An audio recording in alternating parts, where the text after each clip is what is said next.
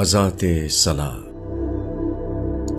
قرآن کی سورہ مریم میں پچھلی امتوں کا ذکر کرتے ہوئے ارشاد ہوا ہے، یعنی پھر ان کے بعد ایسے لوگ ان کے جانشین ہوئے جنہوں نے نماز کو ضائع کر دیا اور خواہشات کے پیچھے پڑ گئے، پس عنقریب وہ اپنی خرابی کو دیکھیں گے۔ سورہ مریم آیت 59۔ قرآن کی اس آیت میں بتایا گیا ہے کہ کسی امت کے بعد کی نسلوں میں کس قسم کی خرابی پیدا ہوتی ہے۔ اس کی ایک صورت یہ ہے کہ بعد کی نسلوں میں وہ ظاہرہ پیدا ہوتا ہے جس کو قرآن میں اذات صلاح کہا گیا ہے۔ اذات صلاح صرف ایک ظاہرے کا نام نہیں ہے۔ کسی امت کے دور زوال میں جب اس کے افراد کے اندر اذات صلاح کا واقعہ پیش آتا ہے تو اس کی نسبت سے ان کی زندگی کے دوسرے مظاہر بھی لازمی طور پر متاثر ہوتے ہیں۔ اذات صلاح عملاً اذات دین کے ہم معنی بن جاتا ہے۔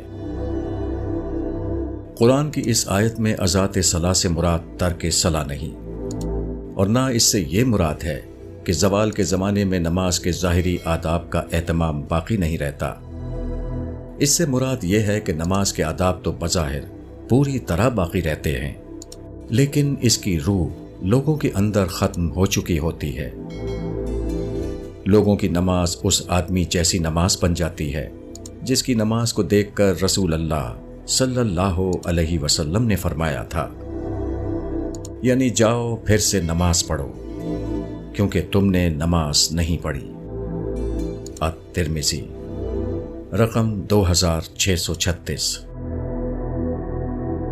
امت کے دور زوال میں ایسا نہیں ہوتا کہ لوگ نماز کے ظاہری آداب کو بھی چھوڑ دیں۔ حقیقت یہ ہے کہ ظاہری آداب کے اعتبار سے نماز کبھی کسی امت میں متروک نہیں ہوتی۔ اصل چیز جو متروک ہو جاتی ہے وہ نماز کی روح ہے۔ اس روح کو قرآن میں خشوع کہا گیا ہے۔ اذات صلاح کی پہچان یہ ہے کہ لوگ وقتی طور پر نماز کے ظاہری آداب کا تو اہتمام کرتے ہوں، لیکن عملی طور پر ان کی دلچسپیاں تمام تر مادی چیزوں سے جڑی ہوئی ہوں۔ اسی ظاہرے کو اتباع شہوات کے لفظ سے تعبیر کیا گیا ہے۔